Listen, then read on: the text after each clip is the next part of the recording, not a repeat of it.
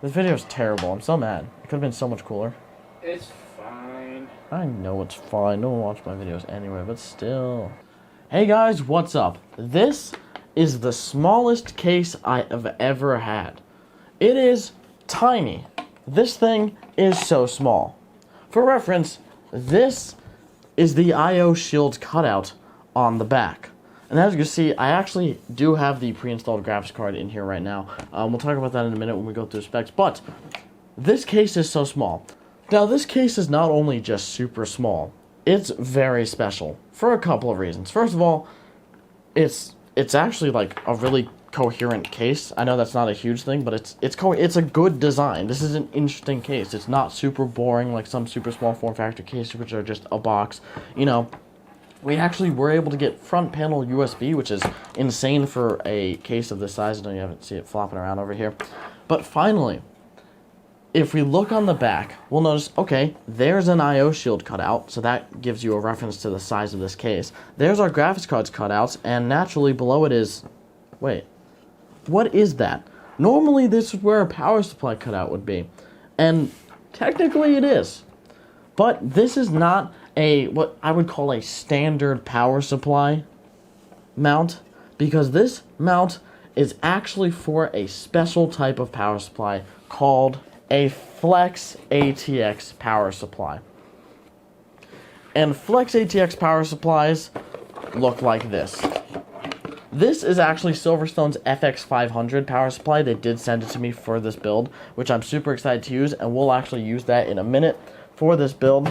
But first, I want to go over the specs. So as you know, we're using a 500 watt 80 plus gold Flex ATX power supply from Silverstone. An amazing unit. It's actually their newest model, and it's only just recently been released, so I'm super thankful for them sending that for 500 watts instead of the normal like 350 that you get with Flex ATX power supplies.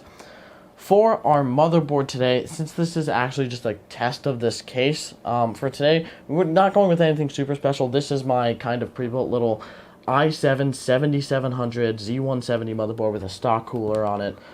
It's a pretty basic board. There's really nothing to go over about it.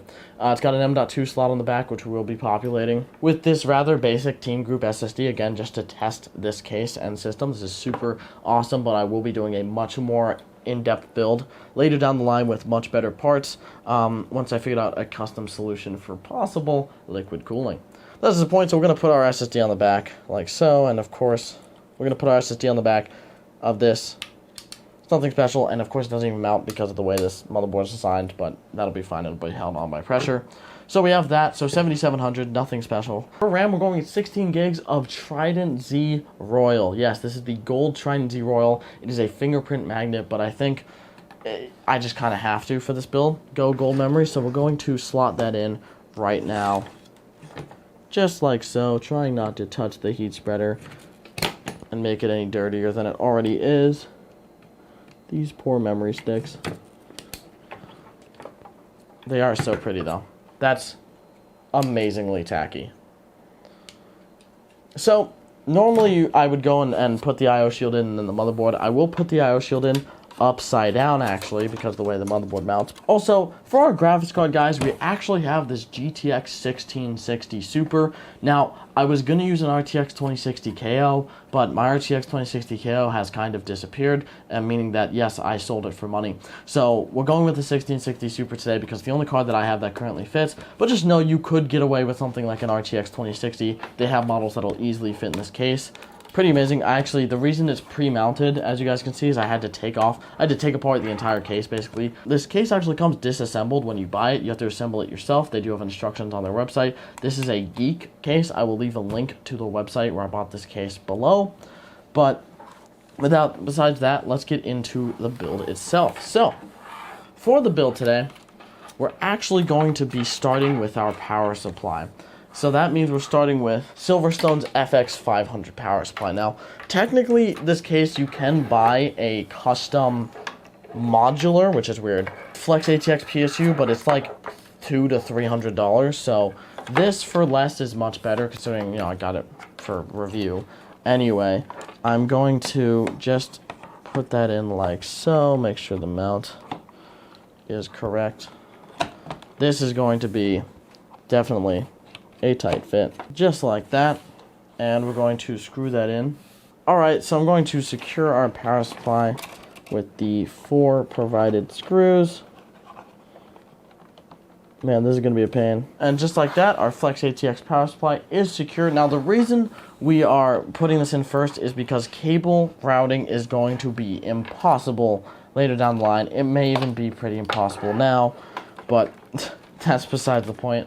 We're going to try something. So I'm going to route these cables, and then I will come back when I am going to put in the motherboard. And that was just kind of a weird build, but give me a second, because this is going to take a minute. You know, one thing I love about this power supply, though, before I go and route all of my cables, is that instead of having just a singular 6-pin, which their FX350 had, which was a 350 watt, which I guess makes sense, although, you know, depending on what kind of system you make, that's kind of useless. This has 2 8-pins. It says 2 6 plus 2-pin connectors for graphics cards, so that's pretty amazing, and we're going to use that for the singular 8-pin on our GPU, but it shows that we could use a more powerful GPU, like a 2060 or something, and still be fine for this build. Besides that, let's get back into routing cables. Alright guys, so halfway through cable managing, I realized that I couldn't really cable manage without the motherboard in. So I did install the motherboard because it was like impossible and took forever, and I forgot to start recording, but it was taking so long that I wasn't going to waste an entire SD card worth of recording space just to install a motherboard on camera. So we do have our motherboard installed. This case is getting tight, and the wires, yes, I know they're not super managed, but I'm working on it. Now, we do still have our USB 3 and our 8-pin power connector, CPU power connector to install, and our front panel. Ooh, I should have done that before. Oh, good, it's wide open. So we're going to plug in power LED plus. Thankfully, we only have power switch plus and minus to install, no hard drive or whatever, no reset button. That should be in. So that's our front panel. Let's cable manage that as best as we possibly can try. That goes there. We can plug in our USB 3. 4 cables. Alright, and then we just have to plug in our 8-pin and then contemplate how the hell we've got storage, but besides that, and this build is done. Now, small problem, I have just realized that, yeah, I forgot to put my SSD on here, so this build does not have storage, but that won't matter right now. We do have room we can install SSD up here. But that won't really matter unless the system actually boots first. So I'm going to actually put on the side panels, because I prefer to put them on rather than leave them off. And then we're going to boot test this system and see if it works. I'm not a fan of how this video is turning out. There we are. Alright guys, I'm going to plug it in. Do we have a front panel light? Or is that light turned on? Oh, no light yet. This thing looks sick. These are acrylic side panels that came with it. You know, they're not tempered glass, but what do you expect? It's like a $60 case or something like that. This thing's pretty insane. Again, I'll have it linked in the description below. This is the point. I'm going to, let's just try turning it on. Oof.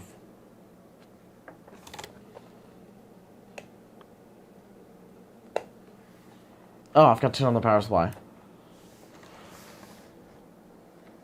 Let's try now. We got fan spin. We got front panel light. We need a display cable.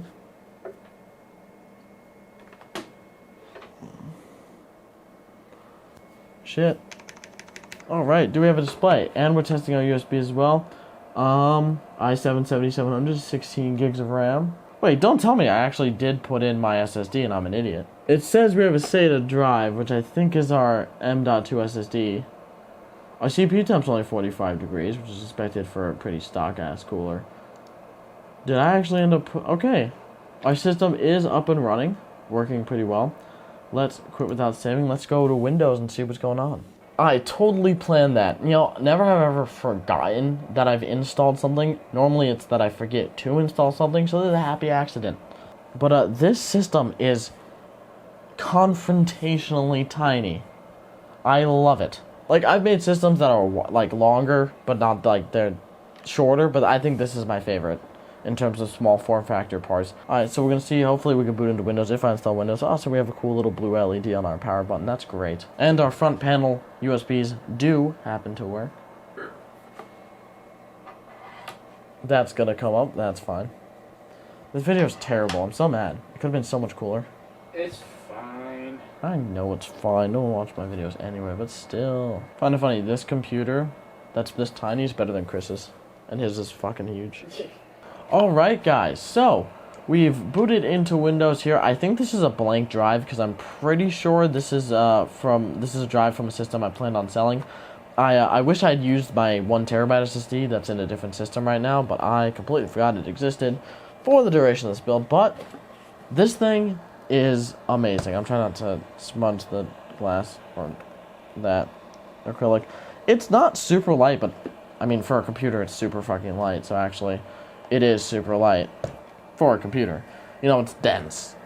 You know, it's not really a one-handed pickup kind of thing. I mean, I probably could, but skip this.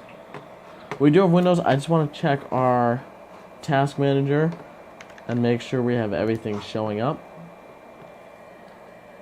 We do have Wi-Fi on the system. Now, it is kind of loud. That's not the quietest stock cooler in the entire world.